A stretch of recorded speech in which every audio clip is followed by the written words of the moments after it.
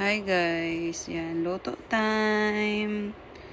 Gulay, ayan guys. Luto time, yan. Pakbit.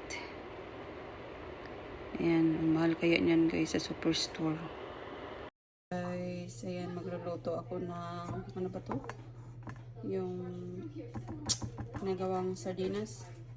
Camarel, and then magluto ako ng pakbit na may halong.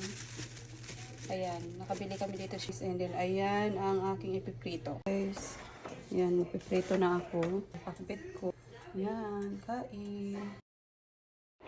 Ayan guys, luto na lahat. Linuto ko na lahat kasi para hindi masira. And then magpiprito na rin ako ng isda. Ayan. And then yan, ipiprito na. Ayan siya guys.